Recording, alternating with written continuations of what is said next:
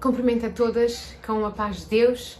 Espero que se encontrem bem, sabendo que passamos dias difíceis, mas a nossa confiança está no Senhor.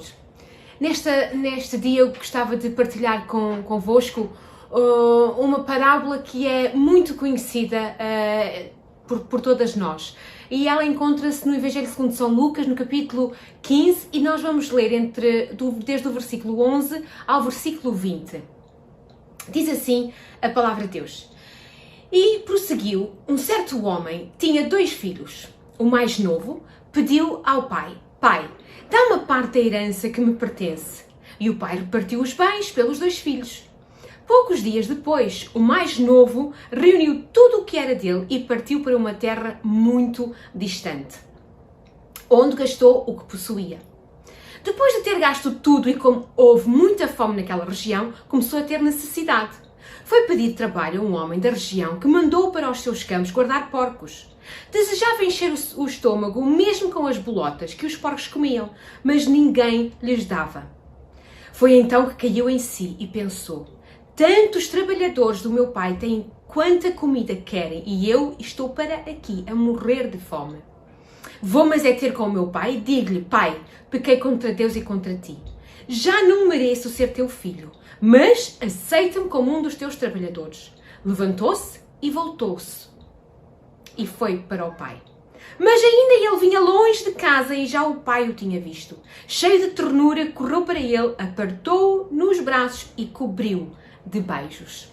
Como eu referi no início, com certeza todas nós já ouvimos alguém partilhar um pensamento acerca desta parábola. Jesus estava cercado de publicanos e de pecadores, porque eles estavam reunidos para ouvir Jesus. E Jesus estava a falar com eles, a explicar-lhe o amor incalculável que Deus tem para com os pecadores. E usou a parábola do filho pródigo.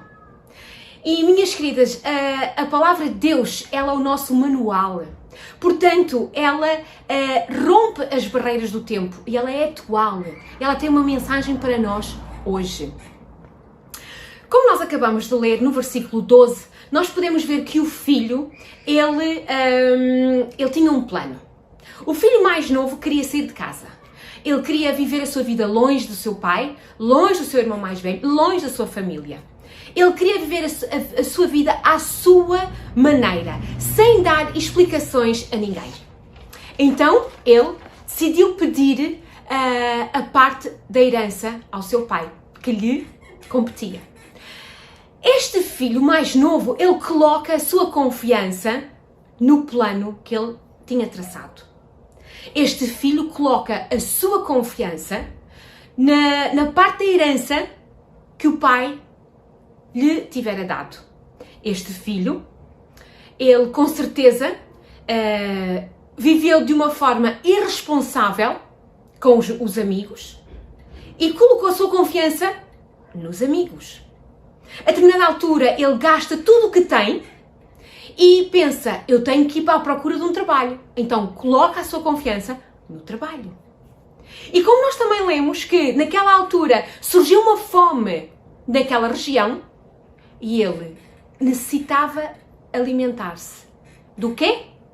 Até das bolotas dos porcos ele queria se alimentar. E ele colocou a sua confiança nas bolotas dos porcos.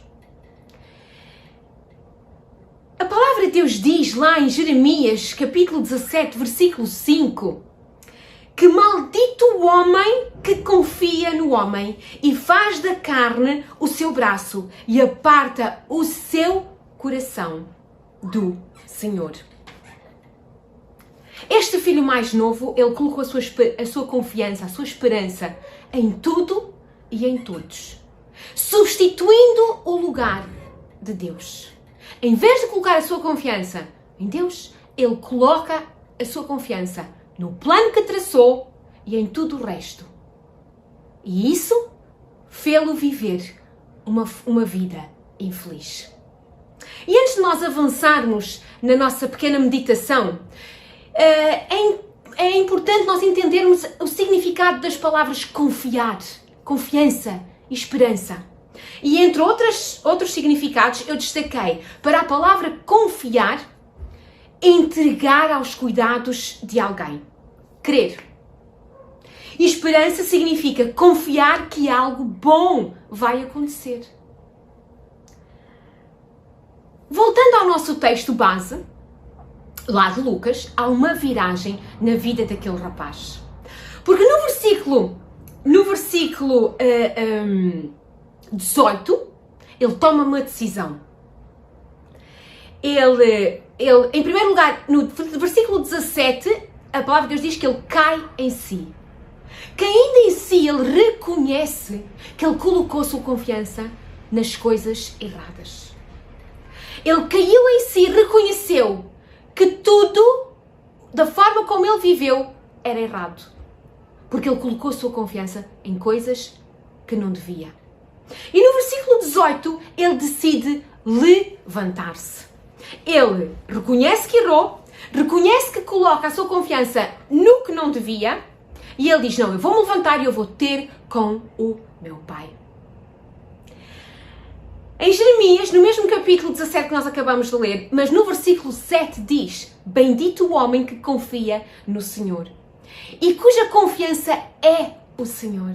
Bendito o homem, bendita a mulher, bem-aventurado, bem-sucedido, mais do que feliz.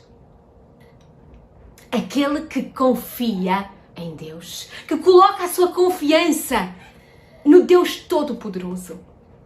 Este jovem reconhece que coloca a sua confiança nas coisas erradas, em pessoas erradas e por isso vive uma vida infeliz. E a palavra de Deus, ela está cheia de exemplos de homens e de mulheres que colocaram a sua confiança em Deus.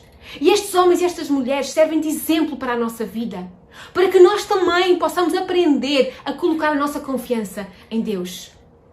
Por exemplo, Noé. Noé já tinha uma idade bastante avançada quando Deus lhe dá uma ordem de construir uma arca. Algo impensável. Deus diz a Noé que ele tem que construir aquela arca porque se o povo não se arrepender, ele vai enviar um dilúvio para destruir a terra. E Noé não duvidou. Noé coloca a sua confiança em Deus e ele é obediente. E no final da história, o que é que acontece? Apenas Noé e a sua família foram salvos. Foram salvos porquê? Porque ele confiou em Deus e ele obedeceu à ordem dada por Deus. Outro exemplo foi José. José teve uma vida triste. Ele foi um rapaz perseguido, ele foi maltratado, ele foi vendido como escravo, ele foi traído, ele foi preso injustamente. Mas, minhas queridas, ele não deixou de colocar a sua confiança em Deus. E Deus nunca o abandonou. A palavra de Deus diz que Deus estava com José. E porque José coloca a sua confiança em Deus, ele foi um homem bem-sucedido. Ele foi um homem bendito. Ele foi um homem bem-aventurado. Sabem porquê? Porque Faraó coloca-o como o chefe de toda a terra do Egito. Ele foi honrado porque ele colocou a sua confiança em Deus. Outro exemplo de confiança foi a mulher do fluxo de sangue. Uma mulher que sofria desta enfermidade há 12 anos e ela coloca a sua confiança em Jesus. Ela diz, se tão pouco eu tocar nas vestes de Jesus, se tão pouco eu tocar na orla, na bainha, eu serei curada. Imaginem a fé desta mulher. Ela coloca a sua confiança, a sua esperança em Jesus. E o que é que acontece? Ela toca na orla dos vestidos de Jesus e Jesus diz, mulher, tem ânimo, filha, a tua fé te salvou. E ela foi curada. Ela foi curada porque ela colocou a sua confiança em Deus. Ela foi uma mulher bem-aventurada. Apesar de ter sofrido daquela enfermidade 12 anos, ela coloca a sua confiança em Deus e Jesus a honra e a cura. A palavra de Deus diz lá no Evangelho segundo São João, no capítulo 16, versículo 33, que no mundo nós teremos aflições. Iremos sofrer perseguições. Iremos ser maltratados, perseguidos. Iremos ser julgados injustamente. Iremos sofrer de doenças. Iremos sofrer as tribulações deste mundo. Mas diz, tendo bom ânimo, porque eu venci o mundo. Jesus diz-nos, eu venci o mundo, portanto eu vou te tornar mais do que vencedora, porque eu te amo. Mas nós seremos mais do que vencedoras quando nós colocarmos a nossa fé e a nossa esperança, a nossa vida nas mãos de Jesus. A palavra de Deus diz que nós seremos mais do que vencedoras.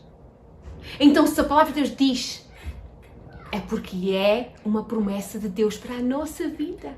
Então vamos fazer a nossa parte, porque Deus vai fazer o resto. Vamos colocar a nossa confiança em Deus. Em quem é que tu tens colocado a tua confiança? No que é que tu tens colocado a tua confiança? Tens colocado a tua confiança nos teus dons e talentos? Tens colocado a tua confiança no teu marido? Nos teus filhos? Nos bens que tens, que possuis? Tens colocado a tua confiança em ti própria? É tempo de nós refletirmos. A confiança em Deus dá-nos segurança, dá-nos força, ânimo para nós prosseguirmos. A confiança, a esperança em Deus não deve ser condicionada a experiências ou tampouco emoções momentâneas, mas ela deve ser baseada na palavra de Deus. Ela deve ser firmada em Jesus. Deus é bom, Ele é fiel e não nos vai desamparar. Da mesma maneira que Ele não desamparou José, que Ele foi com José, Ele está connosco hoje. Ele quer que nós sejamos bem-aventuradas. Mas Ele quer que nós façamos a nossa parte, colocar a nossa confiança em Deus. E eu termino com um salmo, o Salmo 146, versículo 5. Diz assim, Salmo 146, versículo 5.